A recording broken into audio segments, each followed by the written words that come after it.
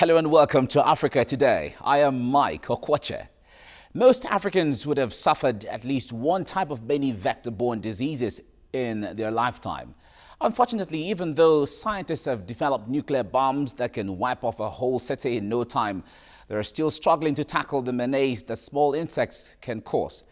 April the 7th every year, the World Health Organization highlights the annual observance with information about the increasing threat of vector-borne diseases. Now, more than half of the world's population is at risk from diseases such as malaria, dengue, Lyme disease, and yellow fever, carried by mosquitoes, flies, ticks, water snails, and other vectors. Now, vector-borne diseases affect the poorest populations, particularly where there is a lack of access to adequate housing, safe drinking water, and sanitation. Malnourished people and those with weakened immunity are especially susceptible. Now, what are your thoughts on World Health Day in Africa? You can share your thoughts with us on Twitter at TVC Africa Today or send an email to africatoday@tvcnews.tv. A report to launch a show in Africa Today. We'll be right back. Welcome on board. As the world marks the World Health Day today, the Hope Alive initiative held a walk to sensitize Nigerians on the dangers of vector-borne diseases. According to World Health Organization, more than half the world's population is at risk from diseases such as malaria, dengue, Lyme disease, and yellow fever, all caused by mosquitoes, flies, ticks, water snails, and other vectors. Many in the health industry believe urgent steps should be taken to prevent these diseases. Speaking at the walk, a representative of the Lagos State Commissioner of Health, Dr. Longe, noted that the state is taking steps to curb the spread of malaria in the state. No one in the 21st century should die from the bite of a mosquito, a sandfly, or a black fly, or a tick, all these vectors. Vector control remains one of the most important things preventing outbreak of vector-borne diseases. What is the Lagos State government doing concerning this? Essentially, we are aligned with what WHO is trying to do, and that again is in the pamphlet. With regards to malaria, the most common of these vector diseases in Lagos State, the ministry, as part of its preventive measures, is implementing the integrated vector management program consisting of use of long-lasting insecticide nets. Organizers of the walk also highlighted ways that vector-borne diseases can be prevented and reasons why Nigeria is prone to it. Use mosquito nets, you cover the bed covers which need to be treated. Those mosquito nets also are treated. Okay?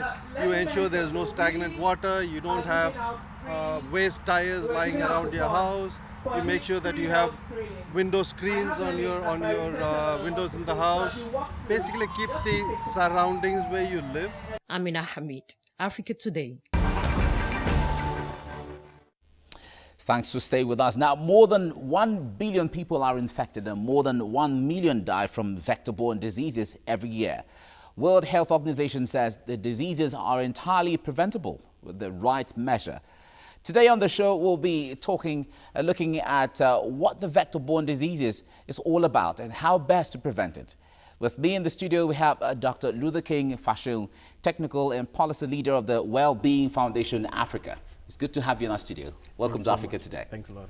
Right, and then we have Dr. Ismail Abdulsalam, a public health consultant and an epidemiologist. You're welcome to Africa Today. Thank you very much. All right, Dr. Ismail, let me start with you. When I talk about disease vectors, many people think all little insects or little rodents that bite are all vectors. So what constitutes vector, a disease vector? Well, vector, generally, they are organisms that are able to carry infectious agents. Okay. And they carry these infectious agents to, to human being, they infect us with those infectious agents. And well, the vector, they serve purposes like, for example, the infectious agent will go into them, they survive in them, they multiply there, they don't cause harm to the vector, but they can't transmit these diseases to human being. Some of these diseases are even infectious not only to human beings, even to animals. There are some of them that are actually primarily infections of animals that will be transmitted to man. So in that case, you're looking at infection being transmitted naturally is for animal, but transmitted to man. To human beings. Now you have quite a number of vectors, mosquitoes. Those ones are, very serious one, and the one that will really readily come to mind is the female Anopheles mosquito that causes malaria. And then again, when you look at other species of mosquitoes, like you're talking about Aedes mosquito. Recently, you're hearing about dengue fever, and they cause dengue fever. And you have others like Cules. In Africa, in developing countries, we have what we call filarial infections. Lymphatic filariasis is something that is common, in Africa. Then even we can go to the level of flies. A lot of time we talk about gastroenteritis, we talk about infections that are caused, we talk about cholera, we talk about typhoid. We know that they are bacterial infection, but they have agents that transmit them. So we have ticks, we have bugs, we have even to the level of freshwater snail. In Africa, but people eat all this sometimes. They eat all of them, but it's not all the different types. There are different species of snails. Specifically, for example, now in developing countries, there are certain diseases we call neglected tropical diseases, and they are even referred to as disease of poverty. Schistosomiasis. You've had people who come to the hospital and the person bloody urine, hematuria, and majorly in number parlance, we call it terminal hematuria. Okay. So those are gamut of what you can talk about when you talk about vectors and the disease they cause. So when we talk about vectors, we're going to have flies in mind, we're going to have ticks in mind, we're going to have bugs, mosquitoes, you have to have mosquitoes, you have freshwater snails, and so on. Yeah, so, yeah. How about rodents? Well, rodents too. Okay. Well, they are vectors because, for example, you have Lassa fever. And talking of Lassa fever, I'm talking of multimammate rats, Mastomys natalensis. Okay. It causes, the one that carry the Lassa fever, Lassa virus. And that Lassa virus, when the rodents, when they get in contact with our food items, the urine get in contact with our water, the feces get in contact with what we eat, you have this. We'll come back to this. Dr. King, how deadly are this vector to human beings? Because that's the focus. How deadly are the vectors to human beings, or how deadly are the diseases that the vectors cause? The vector are always everywhere in the communities where people live and so on. So how deadly are they vis-a-vis the disease they carry? Okay, now it actually depends on the disease specifically. Okay. We all know what malaria is, and very, very common amongst us here. We know how bad it can be if it's a severe form of malaria. Some are not very, very deadly. But then again, some of them are very deadly, but they present in a non-deadly manner. Like Lassa fever, like he discussed. A lot of times, people come in with Lassa fever, but they are treated for malaria and treated for typhoid, and then the patient dies. Sometimes they even infect the health workers. We have instances in which people die of Lassa fever because people didn't think, the doctor didn't think, we need to think of that disease. And sometimes the person is dead and there's a major havoc. Sometimes people even go to attend funerals of people who died of Lassa fever and get infected. Exactly. So how deadly one disease is it depends on the disease itself. So some diseases are very, very deadly. Some are just mild and with little treatment. And all right. You talked about the fact that sometimes a doctor can treat something else, thinking it's. So what are the symptoms that are very? There are no peculiar symptoms to vector-borne diseases? No, there are. I mean, in clinical medicine, every disease will have a distinguishing symptom or a sign. Yeah. So the doctor has to elicit that. But it takes a while. And when a doctor is processing information, there's so many possibilities before it narrows down on a diagnosis. And so when someone comes in with a fever, there's a history. Where have you been? What have you eaten? Then there's also signs and symptoms. So the process of a doctor eliciting a diagnosis is what medicine is about anyways. But then again, not everybody is perfect. And it's not guesswork, but then you have to consider all the possibilities. But then again, there's also the issue of let's treat for malaria first and be sure that is covered.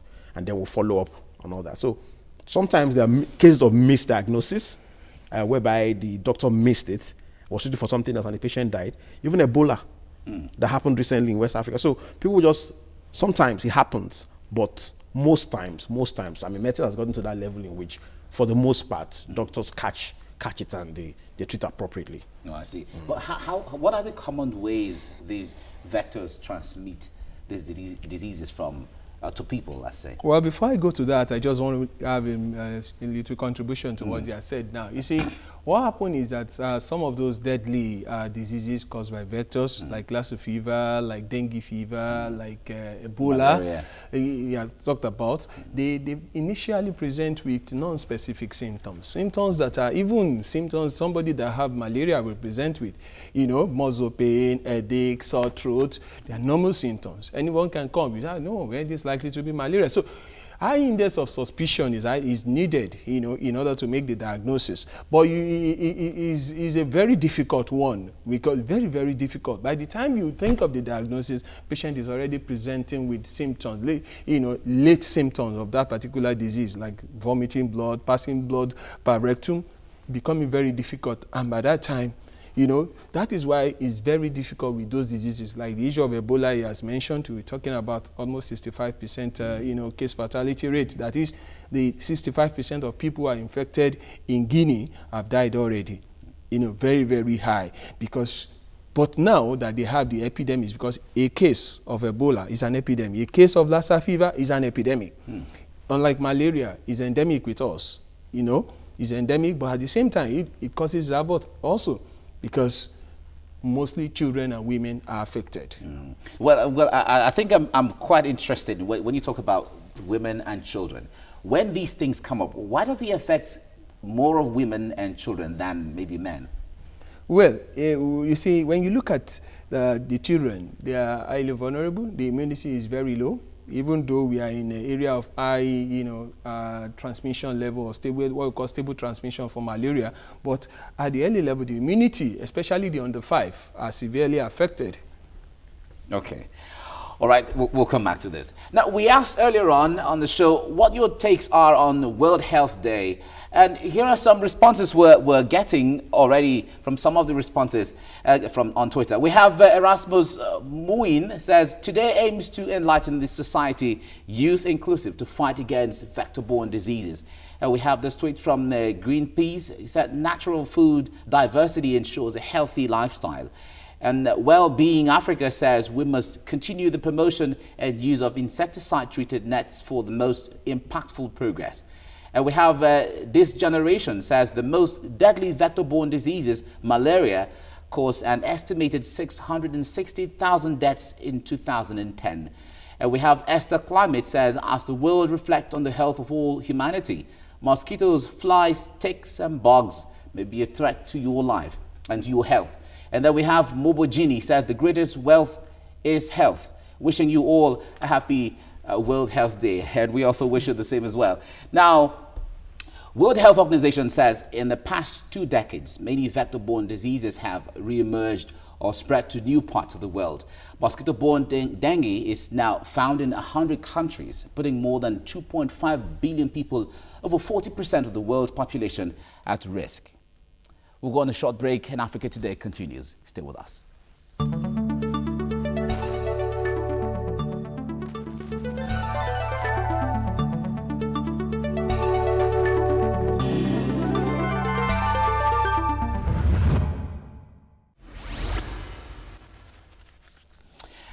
World Health Day takes place every year on 7th of April since 1950 to mark the anniversary of the founding of World Health Organization, WHO, in 1948. Now, Dr. King, let me ask you the same question I asked him. You have been working on the field. You work with people across the continent, as the case may be. Why are these diseases more, or why are women and children more susceptible, or maybe vulnerable to some of these diseases? Okay. Like you said, children, their immunity is rather low. Okay. And that's why immunization of children is a major public health campaign, you know. And women, because sometimes they're pregnant, or they just recovered from a pregnancy, or just had a baby, or so they, again, their immunity is not as strong as men. And then again, when you just compare the physiology the hormones and everything, women and men are not exactly totally the same, biologically speaking. Okay. And because, again, it's Africa, women have to toil, go to the farm, they have to go and get wood. So they become a little more exposed. They're more stressed. Okay. All right? And that again could contribute to them being predisposed to these diseases. Okay, but we're talking about this vector-borne disease today. How aware are the people from your meeting with these people on the field and so on? How aware are Africans about vector-borne diseases? I would say the awareness level is not optimal. It's not at the level where it should be. People know that, okay, malaria, they need to get nets in their windows. Some people know they need to sleep under insecticide nets. But how about other diseases like dengue? How about other diseases like Lyme disease? There are several other vector-borne diseases, and that's one of the major focus of the World Health Organization today.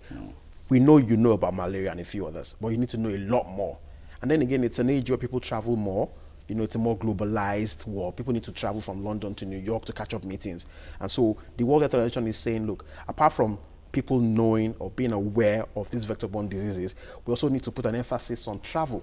In fact, the World Health Organization in London Heathrow Airport today had a major campaign whereby Heathrow staff went to talk to passengers and flyers and say, look, you're traveling from Lagos, you're transiting in London, you're going to Copenhagen, you need to be aware of these things. So we know of diseases stemming up in the Middle East and coming to Africa because someone. So it's a day of the World Health Organization. From what I found out, it's not just about, okay, look, people getting aware of vector-borne diseases, but also getting aware of the role that travel plays in the transmission of vector-borne diseases. Okay, now the point there is, the emphasis, or it is said that prevention is better than cure. But how best can these diseases be prevented? Well, for the disease to be prevented, we need to look at the carrier, the vector. Okay. Because if we can control the vector, if we can prevent their multiplication, if we can do more of our environmental management, most of these vectors will be prevented. Let's use mosquito as example. Now mosquito, we talk about female Anopheles mosquito, we talk about Aedes aegypti, we talk about there's another Aedes abrupticus, Culex cuncunxis factors or something, Culex species, don't let me put, causing the lymphatic filariasis. I think there is a general, method of, prevention. One, which is major, because in the 17th century, 18th century, when new malaria was, eradicated from Europe, it was through environmental management, good housing, good drainages, good town planning that have been done, and awareness of the people about hygiene and sanitation. So when you look at what World Health Organization talking about, what he said in Heathrow and in all these airports, there's a kind of boarding pass that they did, a kind of flyer, whereby you see this is a vector, what does the vector cause? It causes these diseases, this is dangerous, it kills this, and what are you supposed to do as passengers? Then you look at the different preventive measures, starting from one, environmental management. There are so many other things we do in our environment. Look at the tires that are not used, that collect water, stagnant waters are there, and their eggs, grows in it, multiplies in it. For example, for Aedes aegypti, the egg can stay dry for months, for close to 6 to 7 months.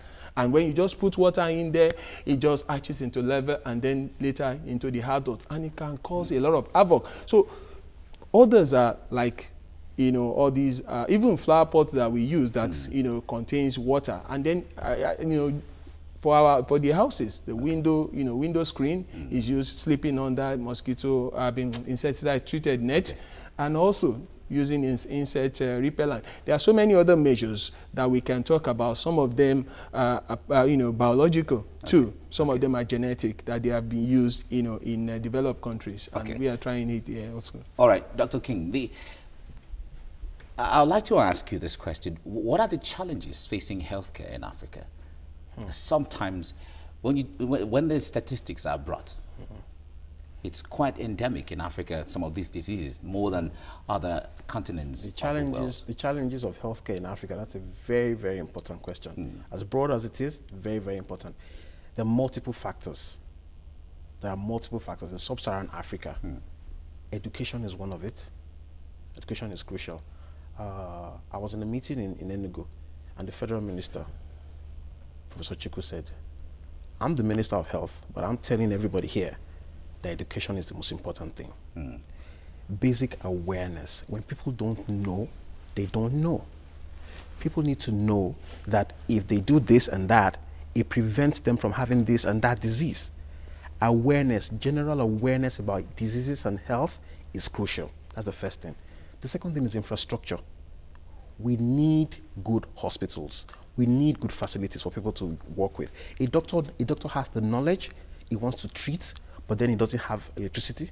There's no light, there's no power in the hospital. Infrastructure. Then again, human resources for health. There are not enough healthcare workers around in Nigeria.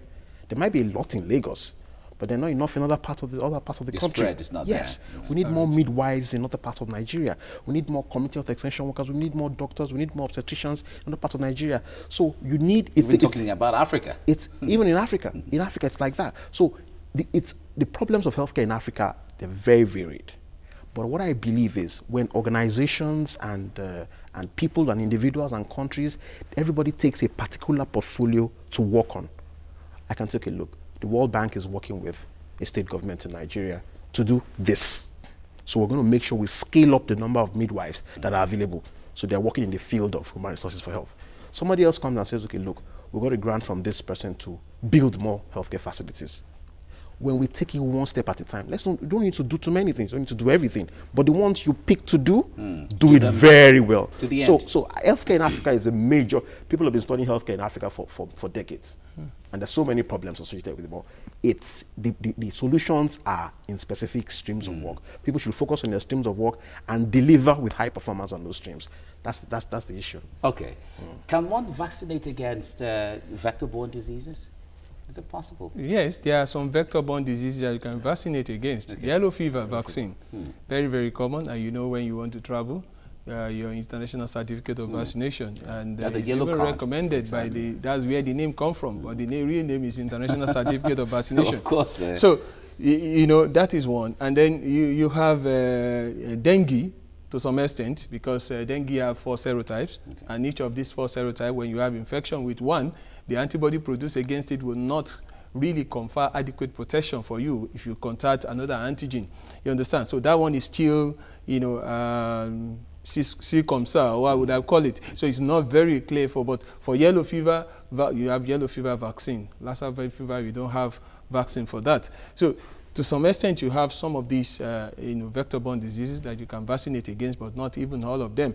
But beyond vaccination, I think the major aspect of healthcare, as you had challenges in Africa, is the issue of, you know, as he has talked about, health in all policies. That's the new thing now. Health in all policies. In education, health should be factored into their own budget, into their policy. In environment, health should be factored in science and technology. Health should be factored in information. Health should be factored in. And you cannot even do anything about it without adequate information. Okay. Your Well-Being Foundation has been on ground, reaching out to people across Africa, as the case may be. Yeah. If we have to narrow it down to vector-borne diseases and enlighten the people, as the case may be, what are they doing differently? Okay. Now, the Well-Being Foundation, founded 2003. We have the Integrated Maternal, Newborn and Child Health Personal Health Record. It's a small booklet. It's like a passport. It's green. It's given to the mother once the mother falls pregnant. All right? And it's meant to be like a health record, a booklet, to track everything the mother experiences. Care, illness, whatever. Throughout pregnancy, till she delivers, and up to the child is 5 years old. Now, at the back of that booklet, notice this is a booklet, like a health record, right? But at the back of that booklet, there are about 4 or 5 pages of health information about broken bottles in your area should be disposed, tires that can keep stagnant water, you throw them away. These are the ways you can prevent malaria. These are the ways you can prevent typhoid. Like that, it's there. And because we know that when these books are held by the mother, it's a client health record. It doesn't stay in the facility. Once the doctor fills it or the healthcare worker fills it, they tear out the powder and keep it in the facility. But the booklet is with the mother. We've seen that it incentivizes demand for healthcare. So the woman says, oh, look, this is a box she needs to fill next week because she's just been told that she needs to go get immunization for her child. So the personal health record is something that we've said, look, we need to work on this and get this more out to more people. Okay. Doctor, I'm going to ask you the same question. You are in Lagos State, very populated city as the case may be. What is Lagos State doing to help create awareness for people concerning disease, vector-borne diseases and so on? Well, specifically, there are a lot of vector-borne diseases, but in Lagos State, we are doing a lot. Let me pick malaria. A lot, as we are talking now, we have indoor residual spray going on in almost 8 local governments in Lagos State. Started on March 15, and it's going to go on for another 40 days. And this has been one of our, ways by which Lagos State, try to prevent malaria. And apart from that, a lot of sensitization, public health education, IEC material being distributed at the different local government levels. And apart from that, we have most of the things we do, like I talk about indoor residual spray. Lagos State have what we call last attack, a research group that consists of even people in the public, in academia, in the research setting. So most of the things we do are evidence-based. Entomologists are there. Yeah. So whatever they do in that area, looking at the insects, looking at the chemicals that are susceptible, and that's what we used to do. And for pregnant women as well, we give them insecticide treated net-free, and then also treat them for normal prevention of malaria, IPT, during pregnancy. So Lagos State is doing a lot, and to that end too, we have about 8, maternal and child health, hospitals across the city of Lagos now, and that is to improve the health of the mother and the children. All right, Dr. Ismail Abdusalam, thank you very much for coming on Africa Today. Thank you very much. It's nice. Thank you. And Dr. Martin Luther Fashion, thanks for coming on Africa Today. Right, we're still having some responses on Twitter as regards the question on your take on World Health Day. We have Hospitals Apollo said tips to prevent dengue. Don't leave any standing water containers outside or near your house as mosquitoes breed in it. And then we have Satan Kinani says weight loss might be a temporary goal. Fitness and good health are permanent goals, and lifestyle modification is for life. And we have My Luminous says this World Health Day, take proactive measures and make sure that you and your family is safe.